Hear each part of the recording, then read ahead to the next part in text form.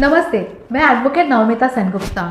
क्या आप लोगों को पता है कि रिकवरी एजेंट के लिए लोग सुसाइड भी करते हैं। मेरा 15 साल का प्रैक्टिस में मैं ये देखी हूँ, रिकवरी एजेंट्स लोग जो जेन्युइन केस है उसमें भी अननेसेसरी प्रेशर डालते हैं जिसका कोई कारण नहीं। जेन्युइन केस है, मेडिकल इशू है या ऐसा कुछ कारण है जहाँ पे लोग पेमेंट करते थे, अभी थोड़ा रुक गया है, फिर भी वो लोग आके इतना ज़्यादा हैरेसमेंट करेगा कि लोग पागल तक हो जाते हैं, टेंशन में आके कुछ भी कर लेते हैं।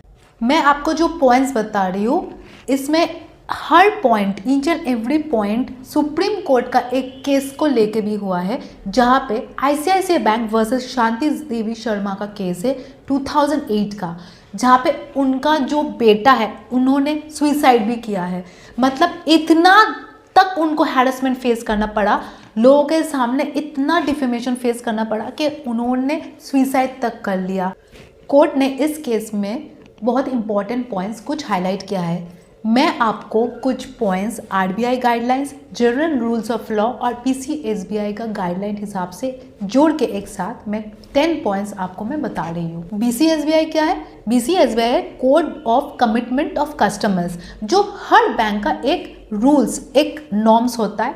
वो आप कोई भी बैंक का वेबसाइट में आपको मिल जाएगा, बट वो कभी भी आरबीआई गाइडलाइंस को सुपरसीड नहीं कर सकता है। आरबीआई गाइडलाइन सबसे मेन चीज़ होता है, उसके नीचे जो होता है उसके अंडर होता है सब रूल्स। जो 10 पॉइंट्स है वो इस वीडियो के लिए थोड़ा बड़ा हो जाएगा, अभी टाइम कम है, इसलिए मैं आपको 5 पॉइंट्स इस वीडियो में बता रही हूँ और बाकी 5 पॉइंट्स मैं आपको नेक्स्ट वीडियो में बताऊंगी।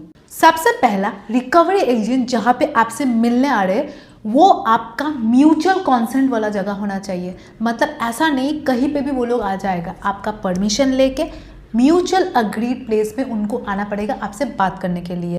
ऐसा नहीं कहीं पे वो लोग आ जाए और घुस के बोले आप पैसा दीजिए, अभी देना पड़ेगा, नहीं तो किसी और से पूछ के दीजिए, अभी बैंक में जाइए, नहीं तो अभी एटीएम से जाइए, आपके पीछे हम लोग जा रहे हैं, कुछ भी करके हैरेस करके आपके पास से पैसा नहीं ले सकते।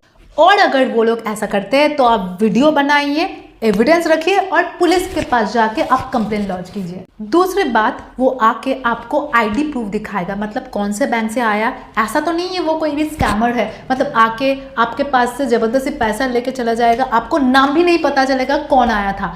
आपको आईडी देखना है, नाम देखना है, कहाँ से आया, ये सब डिटेल्स देखना है और उनके पास ऑथराइजेशन लेटर होना चाहिए, मतलब कौन सा बैंक से आया है, कौन सा बैंक उनको वो परमिशन दिया है आने के लिए। और ऐसा तो नहीं है वो लोग बैंक से लिस्ट निकाला, उनको पैसा का ज़रूरत है, आपके पास बैंक के नाम पे आके पैसा लेके चला गया और आपको लगेगा कि आपने पैसा दिया है, बट ऑथराइज कोई और था और आपने पैसा किसी और को दे दिया।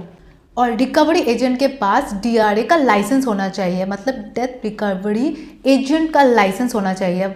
उनको प्रोफेशनली मतलब दिया गया है डीआरए लाइसेंस, उनको पता होना चाहिए मतलब कैसे बात करना है कस्टमर के साथ, एथिक्स क्या है, प्रोफेशनली वो आदमी डील करने आया है या नहीं, ये आपको पता चलेगा अगर उनके पास डीआरए का लाइसेंस है तो। मैं आपको फिर से बोल रही हूँ, अगर पैसा आपके पास है या जुगाड़ कर पा रहे हो किसी के पास से लेके, फ्रेंड या फैमिली, आप इकट्ठा करके पैसा को बैंक को दे दीजिए, नहीं तो आपका अननेसेसरी सिविल स्कोर खराब होगा और बदनामी भी होगा।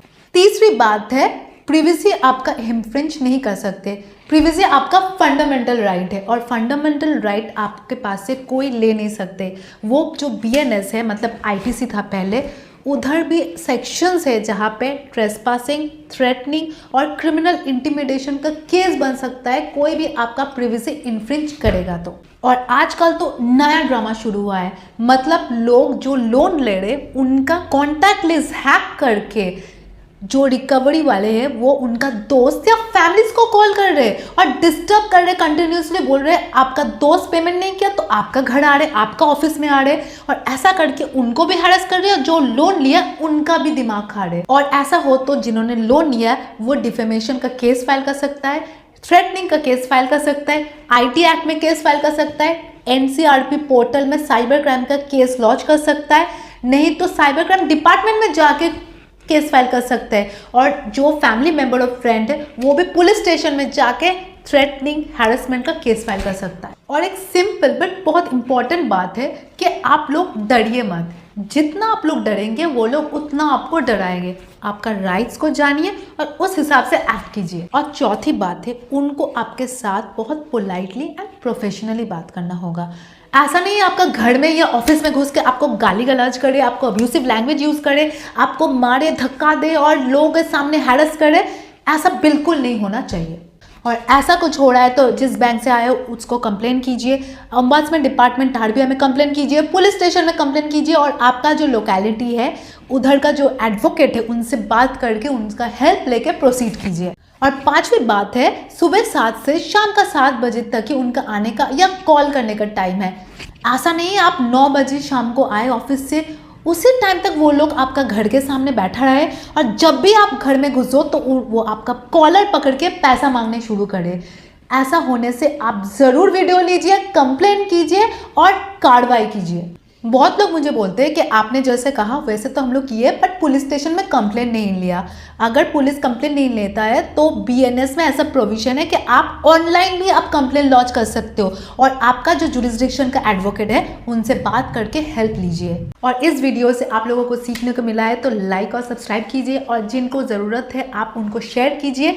और नेक्स्ट वीडियो में मैं आपको और 5 पॉइंट्स लेके आऊँगी जो आपको ज़रूर हेल्प करेगा।